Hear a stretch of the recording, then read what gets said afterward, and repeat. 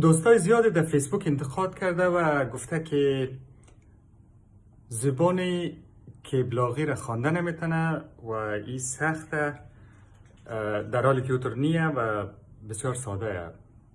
شما میتونین از روی علامت هایی که گذاشته شده در روی هر کلمه راحت تشخیص بدین که چه رقم بخوانین. خیلی ساده.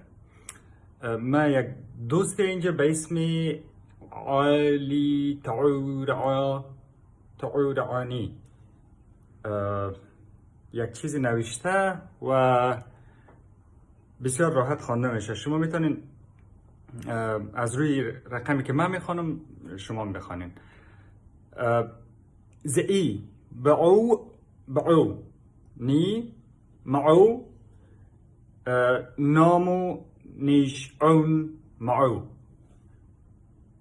بستياجي فعابر وعي رعي ريعي نشد. بستياجي فعبر وعيري العمي رعوزي زبعوني ایگی. اینجا باید سرخ پایین برین چون یک علامت گذاشته ای رقم که یعنی ایگی احترام باید بکنیم.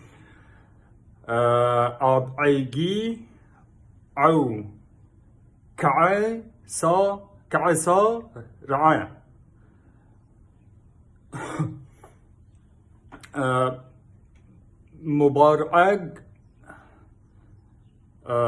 مبارعگ بع شعا كي زبعون شي دعي بعل ديل شي دعوست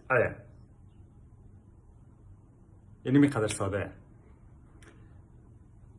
اصلا تمرین هم است. برای گردن آدم خوبه، برای دست و پای آدم خوبه. من حداقل 2 نفر فلج مادرزاده رو میشناسم که بعد از خواندن این رقم متن هم گردنش خوب شده، هم چشم و ابرویش کار میده. حالا فعلا دست و پایش هم در حرکت آمده دیگه.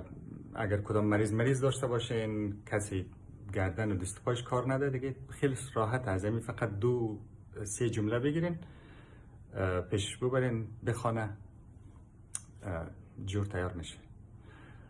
بازم اگر کدام کتابی بود ترجمه شده بود در زبان کبلاغی، متن گپا بود، من راحت میتونم با شما کمک کنم. پادکست میسازم، میتونین اینو رقم گوش کنین.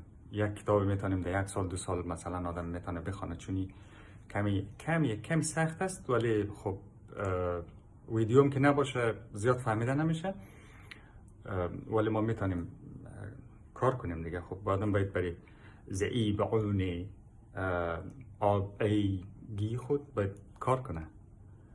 مسئولیت ایگی از مویه که باید در فرهنگ خدمت کنیم.